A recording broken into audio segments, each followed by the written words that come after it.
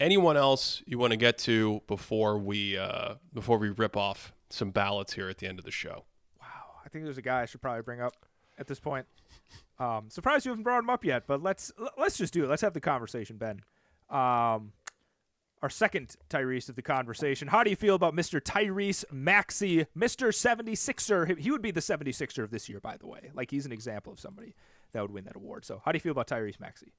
Has he been playing well? He's made a couple shots, I think. I think people have told me that he dropped 50 points, and I think people are impressed with that. And James Harden is no longer there. So, yeah, I think so. This is just more of that scoring bias that people like. You know, you just come out and start averaging 28 points a game out of nowhere, and you know, your James Harden leaves and you replace him and the team gets better and all that stuff. He doesn't try like anywhere else. He's not really doing anything on defense. He has no passing vision. It's just all just the scoring game is blinding people. So let's do our ranking. This is Maxey? Yeah.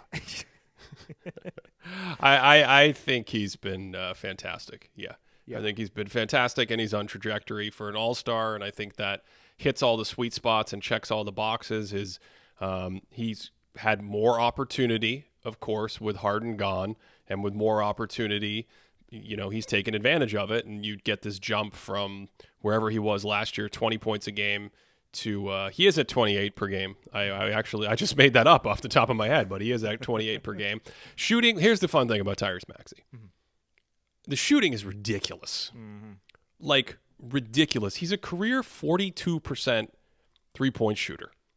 If you look at our board, it's not like off the charts, Steph Curry, the best shooter ever, but 39% on pull-up threes over the last 3 years, that's in the 86th percentile, and 44% on wide-open threes, that's in the 87th percentile. He has good volume on those. He can hit mid-range shots. Obviously, that floater game is a huge part of it. So downhill speed, floater game, the shot, the confidence, the quickness to get them off. And then I think Nick Nurse has helped quite a bit. We may have some more content on that coming up because that offensive system is just more fluid. It's more dynamic.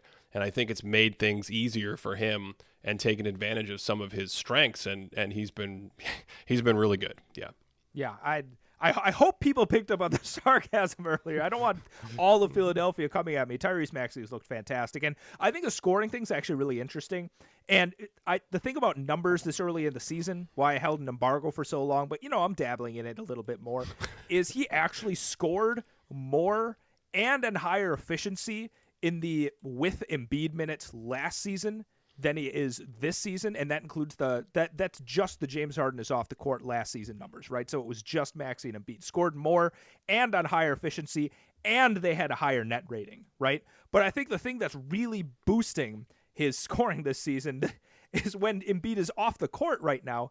He's currently scoring 42.7 points per 75 on 72% true shooting. Sorry, what? Yeah, 42 points per 75? Per 75. It blew my mind. I double-checked it like 500 times. I'm sure it's changed because I think they may have played yesterday, so I think I checked it before that game. But that is absurd scoring. Like, this is a guy that, you know, I think initially when I was really excited about him last year, what I really liked is his ability to fit next to other high-end offensive players, right? And he could catch the defense off guard, and then he could just, like, dart in there and score. But now he's, like, the guy initiating a lot of that action. And I don't know, one of the actions that they're doing, they do this little, like, this pitching action, Ben. It's not quite a handoff. They're just like, oh, there's Maxey. Embiid's going to dribble. He's going to throw it to him.